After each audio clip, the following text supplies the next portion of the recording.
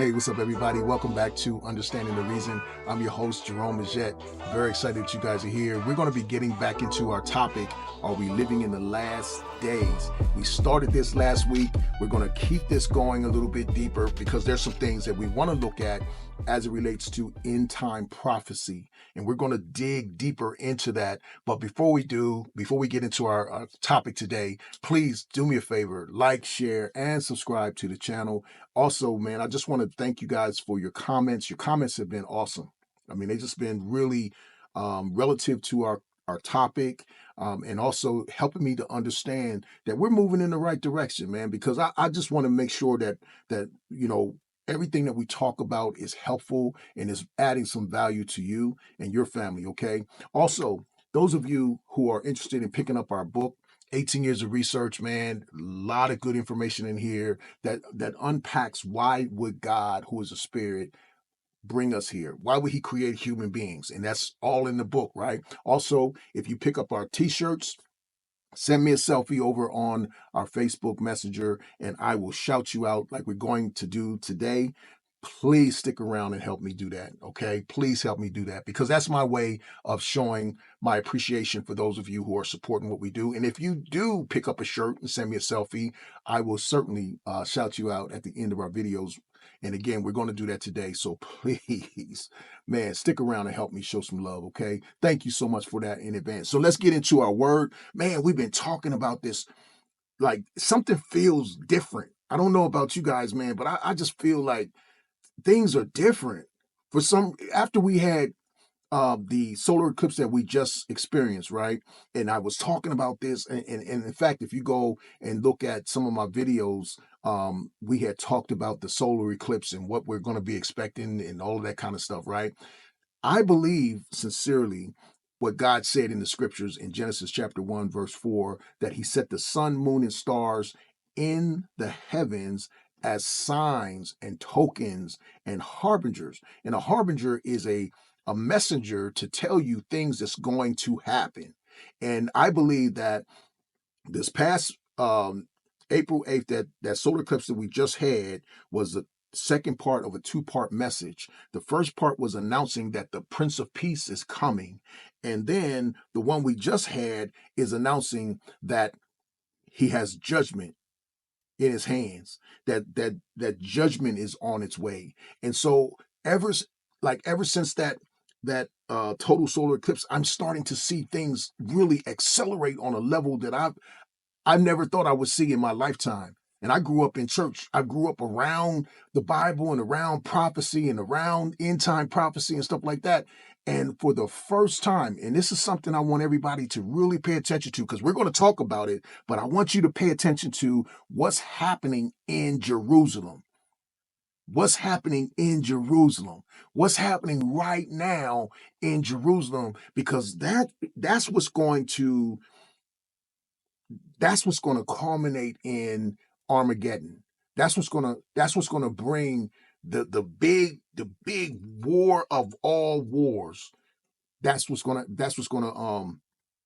bring that into fruition. Whatever happens in Jerusalem, whatever happens in Israel, that's what Armageddon is all about. So, but we're not going to talk about that right now, but we're going to talk about what Jesus said.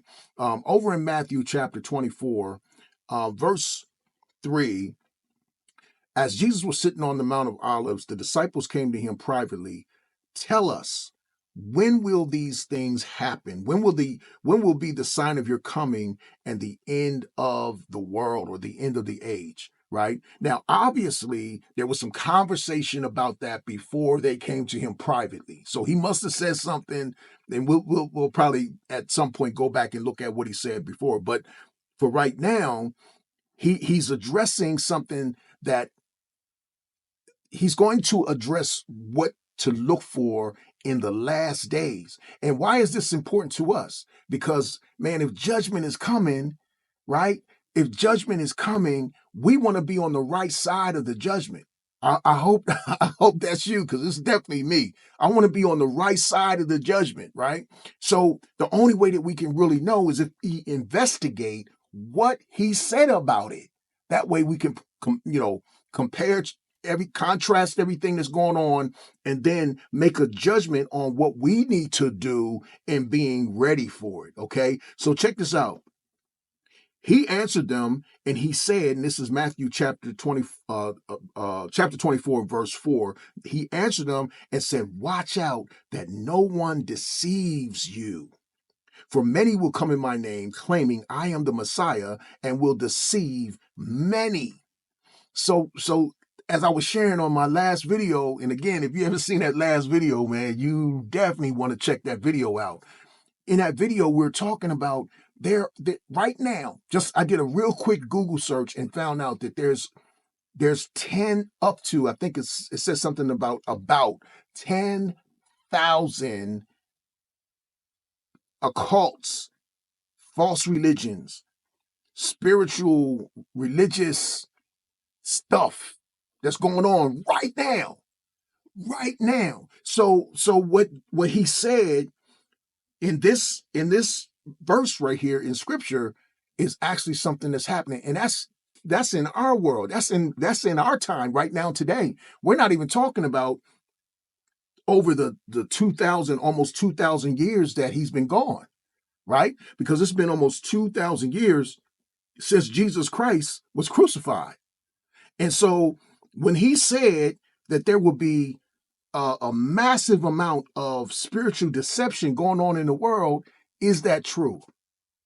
Absolutely. Now, somebody would say, well, maybe he was just guessing because maybe that's something that would have happened anyway. Maybe. But guess what? He was accurate. That's the part that I want to get across. Now, we're going to look at the next thing that he said we should look at, right? So spiritual deception, we can put a check by it. Spiritual deception, we know that that's something that's happened and is going on even as we speak. And you heard me say that this is not a religious thing. It's legal, right? And here's, before I move on to what we're going to talk about, if you look at the fact that there is this spiritual deception is something that's happening. It's something that's happening in all wars. You have something called propaganda, right? And the propaganda is to either get the non-combatants to surrender, right, to get them to change their thought patterns, or get support or gain support from other people to help support you in your effort, right? So Satan caused 1/3 of the angels to follow him into a revolt against God, which resulted in the war. And that war, that spiritual battle, is what, and this is my opinion, you guys can have your own.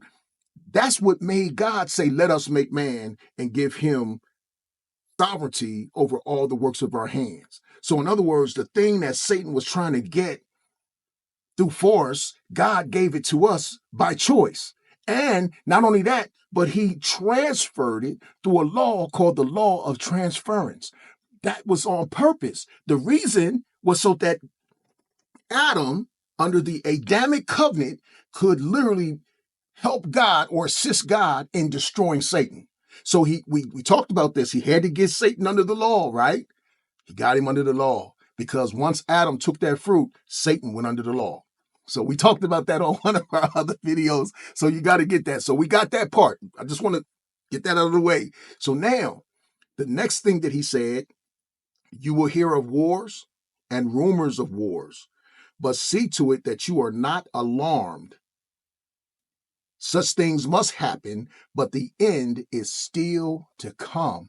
So all of these things that are going on, all of these different wars and conflicts and everything, I started looking it up, right? And I'm not talking about since he left, right? Since Jesus left, there's been thousands and thousands of wars that have been fought. But look, check this out. I looked at something under the Geneva Academy.